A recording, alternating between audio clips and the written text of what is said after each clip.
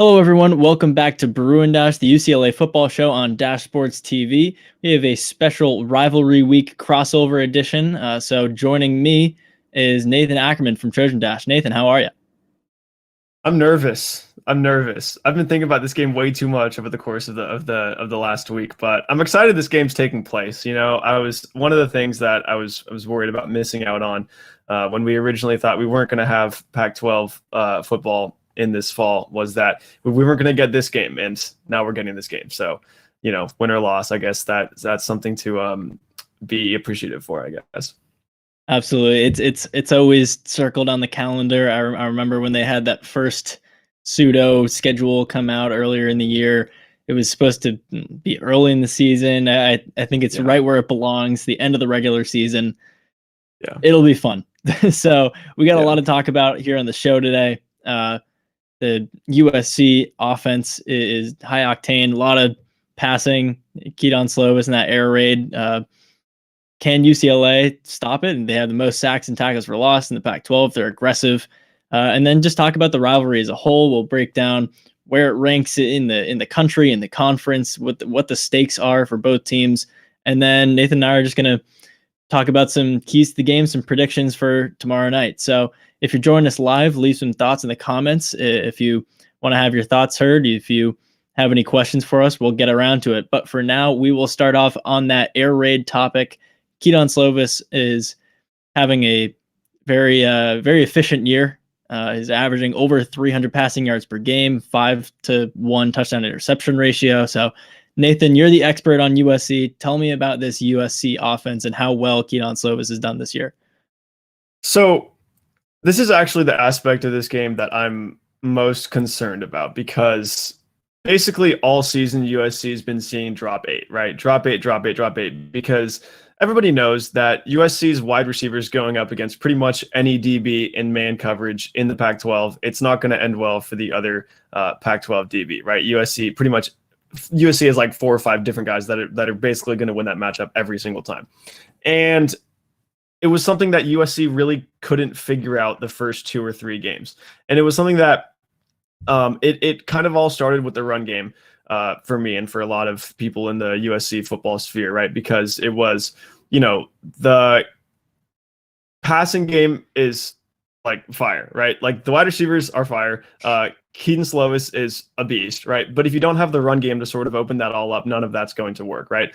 So teams would just go drop eight, drop eight, drop eight. They wouldn't worry about the run game because USC didn't get that going at all, right?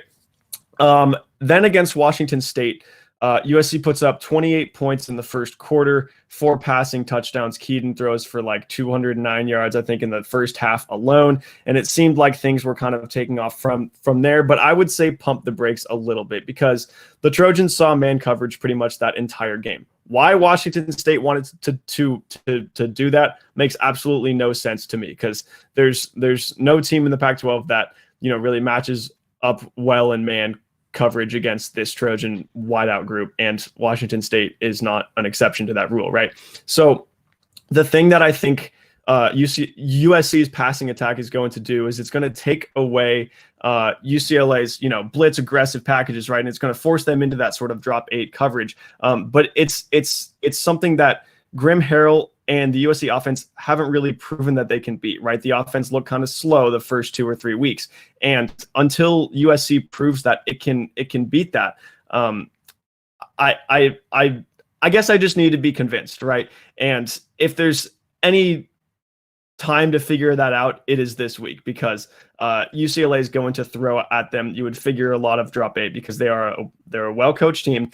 Again, I don't know why Washington State was going man. I'll never get over that. It doesn't make any sense. And I don't think the Trojans are going to see that once more all year, and they won't see that this week, right? So that was kind of the thing where I was like, okay, at least UCLA won't be as ultra aggressive, sending everybody at the quarterback kind of thing that they've been all year, and why their group has been kind of effective. But in turn, it means that the Trojans are going to have to figure out how to beat drop eight, which is again something that hasn't quite been proven to me yet, and it's something that they're going to have to figure out if they're going to win this football game. Yeah, and Slovis is going to be under pressure a lot, very often. He's going to have to get rid of the ball quick. I think UCLA has 19 sacks in 5 games.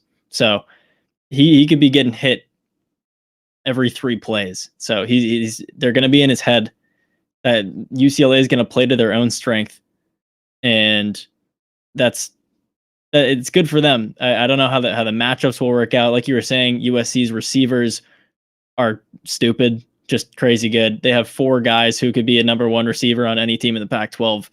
Like Brew McCoy, come on. Like, how is he not a number 1? That's insane. Yeah.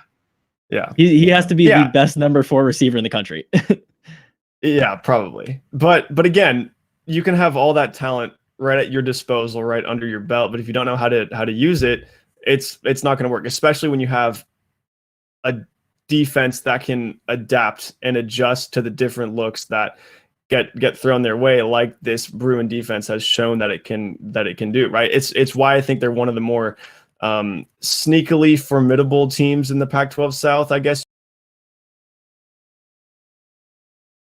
On paper, you would think like, okay, UCLA aggressive, blitzes a lot, right? Those are things that the Trojans can figure to exploit. But if UCLA doesn't do that, on the one hand, it's like, okay, you're taking away their biggest, focal point of that entire group. But on the other hand, it's like, okay, now you have to sort of figure out and solve what they actually are going to throw at you, which again, they haven't shown that they can do. So that's one of the biggest question marks, at least for me, going into this game.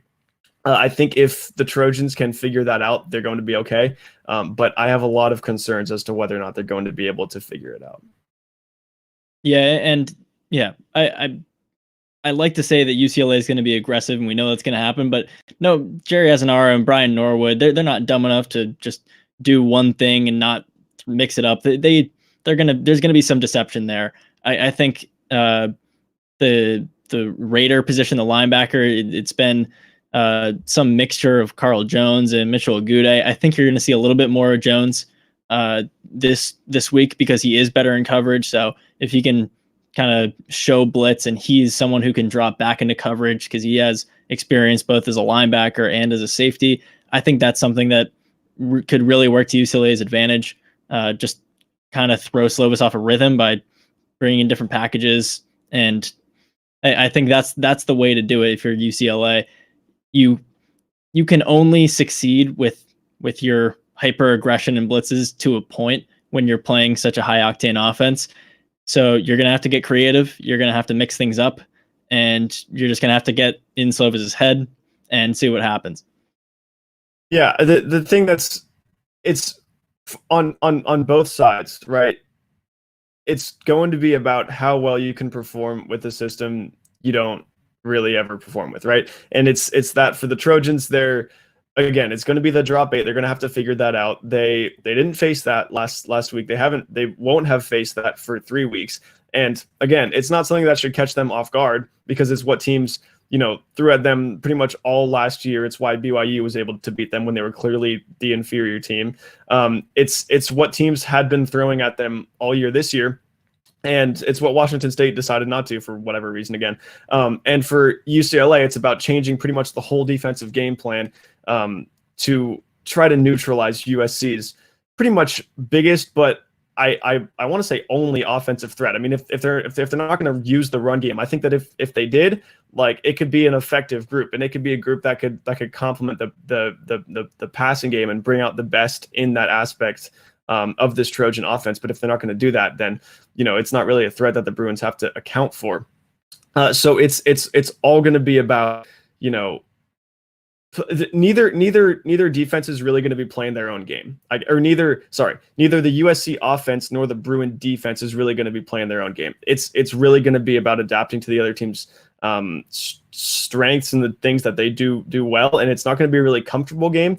I think it could be a pretty low scoring game. Actually, I think a lot of people think that it's going to be, in the 40s, high 30s, that kind of thing. But I think on both sides you have groups that are just not going to look all comfortable, really all game. So we'll have to see how that plays out. But again, if the Trojans can't figure out drop 8, which is what they're going to see, they're probably not going to win this game. Yeah, absolutely. And just checking in with you. You're the USC guy here. Slovis was a little dinged up at the end of Sunday's game. Do you think that's going to play into this week at all? Have you heard anything from practice? He'll be fine. He missed most of the third quarter. He said he like landed awkwardly on his funny bone, but he came back. A lot of people were sort of questioning why they would even put him back in that game. I mean, it was like 20-point game, or at that point more like 25-point game, and people were saying why would you possibly consider putting him back in? He's already been kind of injured. You don't need him out there.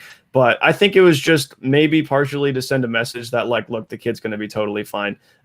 He's not a concern for me. At least his health is not a concern for me at all. Yeah, that's good. I'll say UCLA played Arizona a few weeks ago. Grant Cannell got hurt on the first play from scrimmage pretty much, and it just turned it became a lame duck game. All the analysis, everything went out the window. It's best if we see a true quarterback battle, DTR against Slovis. I think that's what everyone's looking for. Yeah, for sure. So we'll move on to the next topic. UCLA, USC. I think they've been meeting since before World War II every year. It's one of the longest standing rivalries in the Pac-12 in the country. And it's crosstown, it's LA, battle for the victory bell, all that stuff. And I was pleasantly surprised to see it gets the East Coast primetime slot on ABC. That's nice to see. I know the Pac-12 has issues with televising football and basketball, getting things in the right time, but it's right up there on the pedestal. So I'm glad to see it's getting the attention. Nathan, what is the bigger importance of this rivalry? I know you go to USC, I go to UCLA. We have the student perspective of this too, but just in terms of on the national scale, like, do you think this rivalry gets enough hype? I know the Pac-12 is a little thrown under the bus sometimes, but it is historic. It is big. Yeah, I think one of the narratives that you hear a lot surrounding the UCLA USC game is that like this was so much more important back in the day when both teams pretty much always had something to play for, whether it was a Rose Bowl, whether it was, there wasn't a playoff, whether it was like a championship game berth, whether there were Heisman contenders, right? And I think that's true to an extent. Like it always means more when you have higher stakes. But I do also think that this game will always mean something, right? These teams could enter this game like, both with losing records, terrible rosters, not even in the hunt for Pac-12 title game, no Heisman contenders. And I think that it'll always be one of those games that like you just don't want to lose. Like if there's one game that you don't want to, this is why this game is why. Actually, I thought it was going to be one of the main reasons why Clay Helton was, I thought, going to be fired after 2018. Is that they went 5-7. They were not good. Team was nowhere near where it should have been. But like the biggest thing was like you lost to UCLA. Like you just can't do that. And it's no knock against the Bruins. Like the Bruins were. But it's just one of those things that you never want to lose this game, and it's always one of those things where you can pretty much throw talent, rosters, all that out the window. To an extent, obviously, of course, the better team's going to win most of the time, but it's just one of those games, like most rivalry games, where it's hard to predict. Even in that 2018 game, I think you would agree that the Trojans were the better team that season, but the Bruins just had something going for them at the Rose Bowl that afternoon. I was there. It was painful. It was very sad. And then in 2019, I thought actually the teams were a lot more evenly matched. I would say USC was still the better team, but they were a lot more evenly matched than I thought they were in 2018. And the Trojans beat them by 23 points or something, 17, 18, something like that. It was like 52. Yeah, it wasn't a close game. Yeah, it wasn't a close game. And so it's you never really know what to expect. I think it's going to be the same this year. I think if they were more evenly matched in 2019 than they were in 2018. They're even more so this year. So it's one of the better rivalries. It's probably the best, or it's easily got to be the best crosstown rivalry in all of college football. I certainly can't think of any others that come really close. So this game, again, will always mean something, even if the stakes aren't that high this year, even if the Pac-12 is not going to send a team to the playoff this year, even if USC might make the Pac-12 championship either way. We'll see what happens in the Colorado-Utah game. But again, that doesn't always matter. This is always a game that carries a sort of extra weight with both Trojan and Bruin fans alike. Yeah, absolutely. I mean, you look across the rest of the Pac-12, and there are some good historic rivalry games. You got Apple Cup, Civil War, Utah and BYU have their rivalry, but none of them are quite like UCLA and USC. It's part of it's the crosstown aspect of it. All these other ones are cross-state, or I don't know, but the fact that they're literally just a couple dozen miles apart, same city, same culture, same everything, all right there. I think that's huge. And it's huge for recruits. It's huge for high school football players, for families, for everyone. It's just like really one of the defining games in the Pac-12. It's the game in the Pac-12, unless you have two highly ranked teams late in the season. But I don't really see that this year. I don't think we've had a ranked matchup outside of week 1, Arizona State, USC. And I mean, what have we seen from Arizona State since? I mean, that was a good game, but not really a huge matchup in hindsight. This game's always going to be big. Like you said, it's always something unexpected is going to happen. Either UCLA pulls off an upset like they did in 2018 or 2019, when you think they're a little more evenly matched and UCLA has to win to make a bowl, stakes are high, and they just get completely trampled, let up a 50 piece. I don't think that's happening this year, but still it's always engaging. It's always interesting. Best rivalry on the West Coast. And off the top of my head, probably say top 5 in the country. Yeah. And it's one of those games this year, even where, even if the stakes aren't super high this year, even if, like I said, there's no Pac-12 team going to the Rose Bowl, because the Rose Bowl is a college football playoff game, which is completely ridiculous. I think we can both agree on that. But there was history once. There have been high stakes in the past, and that by default makes this a high stakes game, right? This is always something that, you're going into the Rose Bowl, especially here, both of the stadiums where this game is ever played, both extremely historic places. So that sort of adds some of the, historic kind of feel to this kind of game. And again, that's something that's always going to carry some weight. Like no matter how high the stakes are, and this year actually they are pretty high, because there are bowl game implications for both teams, maybe Pac-12 championship game implications for the Trojans. But it's one of those things where you ask any UCLA, USC fan any single year, does this game matter to you? Like, it's always going to be a yes. And it doesn't matter how good these teams are. It's always going to be the most important game on the schedule every single year. I mean, before the whole COVID stuff happened, right? USC was going to play Notre Dame. They were going to play Alabama, and the game that I bet was always the most important one to anybody in the Trojan football sphere was the UCLA game. And as you said, I'm glad it's happening at the end of the schedule, which is when it always was supposed to happen. It wasn't going to feel quite the same if it was in week 1. That just would have been weird. So yeah, this is going to be fun. I don't know what's going to happen. I do know something wild's going to happen, and I'm excited to watch it. Yeah, something wild will always happen. I'll ask you from a USC perspective, though, because you look at the lists of best college football rivalries. You have Texas, Oklahoma, Michigan, Ohio State, like Auburn, Alabama. Those I feel like we could put above UCLA, USC. I get it. One that sometimes pops up above that I personally don't think belongs above this, the battle for the victory bell, is USC Notre Dame. I know they play every year, obviously not this year, but I don't know. I feel like it's a higher profile game, two big titans of college football. But I think in terms of the rivalry itself, UCLA USC, I would say, is the bigger rivalry.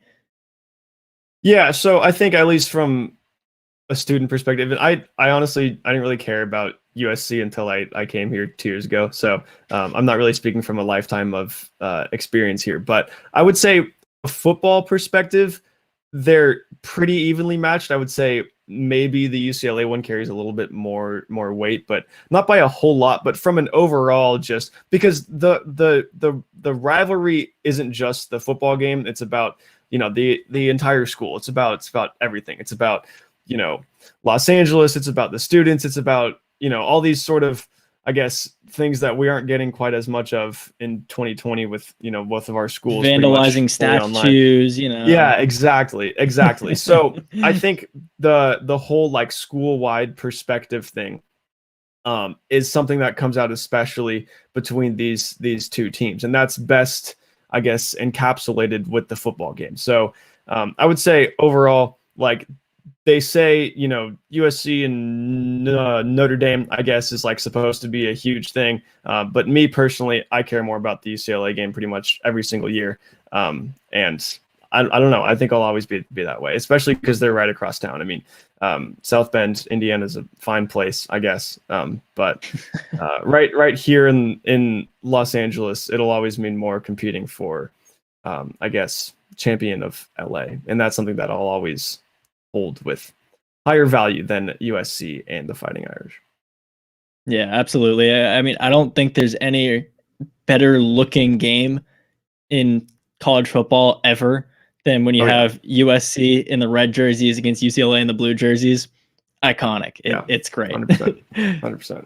So we'll move on to our final topic of the day. Nathan and I are going to make some predictions, talk about keys to the game.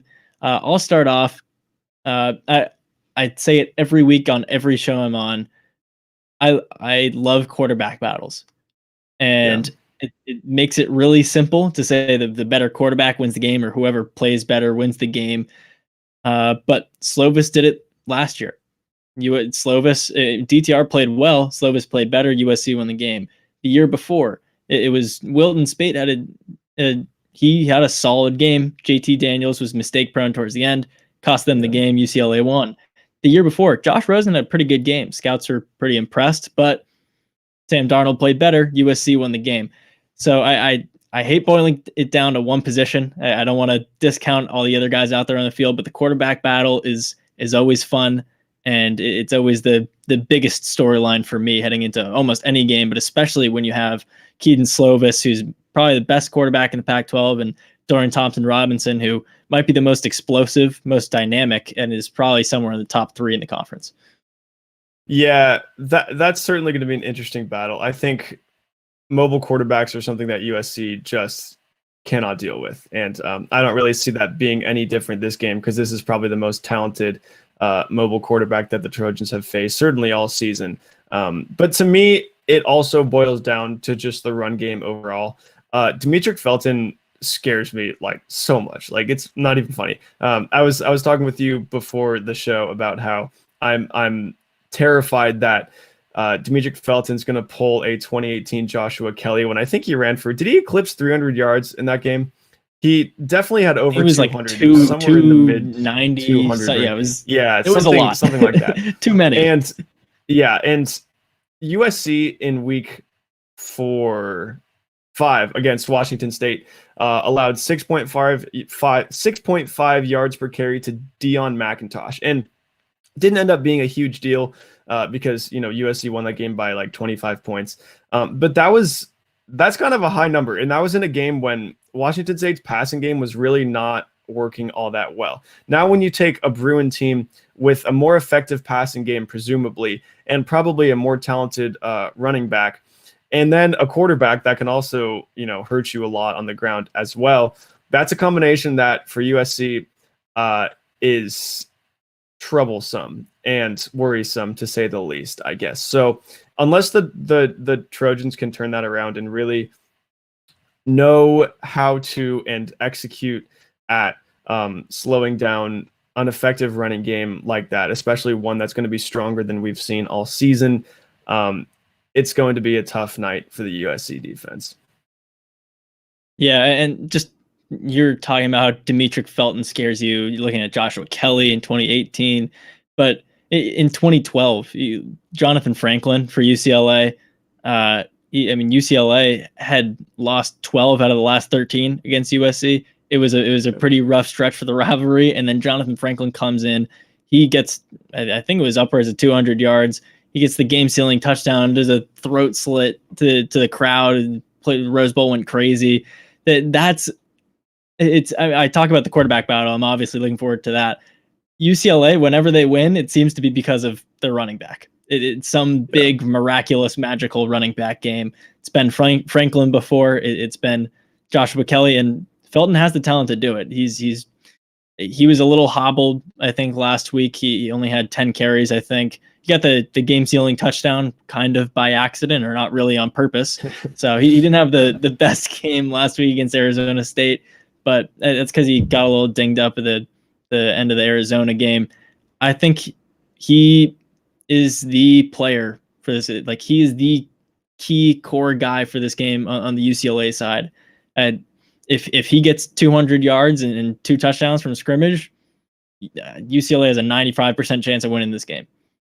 Yeah. All right, I'm gonna put you on the spot here. Who wins? What's the score? All right.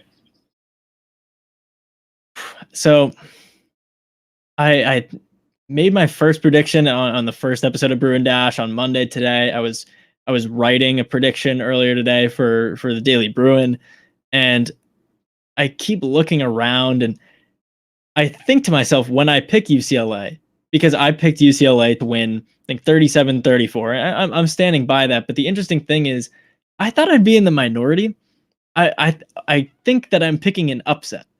But then I look around and whether it's 24/7 or other sports writers or other people predicting, I'm seeing a lot of love for UCLA in this game. Not only against the spread, but just outright. So it's interesting. I'm going to stick with them winning. I think it is going to be somewhat of a shootout, maybe not as much as last year, but I am surprised that there are so many people seeming to pick UCLA. So how about you, Nathan?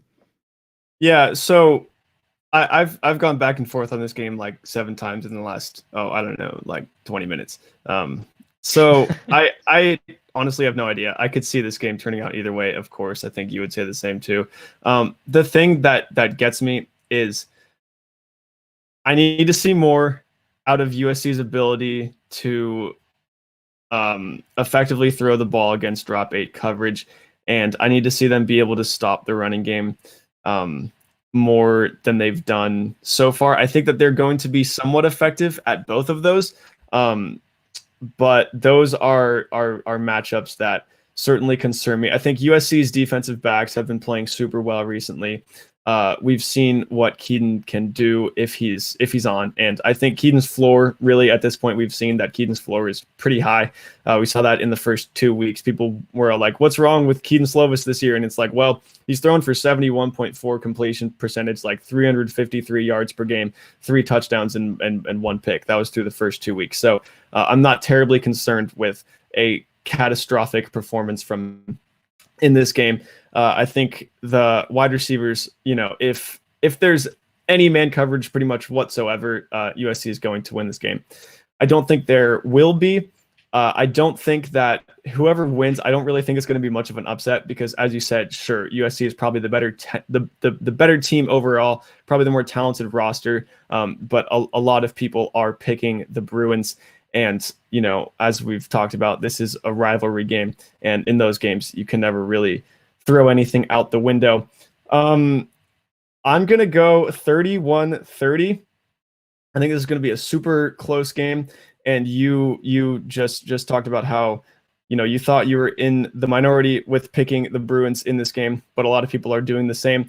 And I'm actually going to do that as well. I reserve the right to change this take before kickoff, but right now, if I'm looking at this from a totally objective stance, which I'm forcing myself to do, I think the matchups on paper right now give UCLA the slight 1-point nod. I'm like 51% confident in that pick. So I reserve the right not to be roasted on Twitter if this is like a blowout, 20-point blowout for the Trojans. But right now, if I had to be a betting man, I'm actually going to go with UCLA in this one. That's fair. I mean, I guess we'll see what happens. The one last thing I want to throw in there is UCLA in their 2 losses had 4 turnovers in the first half both times. USC is forcing 3 turnovers per game, so it's all about protecting the ball for the Bruins, and that's really going to be the most important thing. So we're going to wrap up here. Nathan, thanks so much for hopping on Bruin Dash this week. Yeah, thanks for having me on. Yeah, so my name's Sam Connon, joined by Nathan Ackerman. This is Bruin Dash or Dashboards TV. You can follow us on Twitter at Dashboards TV. We've got a partnership going with sportspac12.com. They're publishing all of our written content from our hosts and columnists. So any UCLA or USC content that you want to see by us, you can find it over on their site and on our site too. It links to them. So thanks to them for giving us that extra little outlet. And we'll see what happens tomorrow. Big primetime game. Bruins against Trojans. Battle for the victory bell. We both picked UCLA, and I don't think either of us are overly confident in our picks, but No. who knows? I guess we'll find out.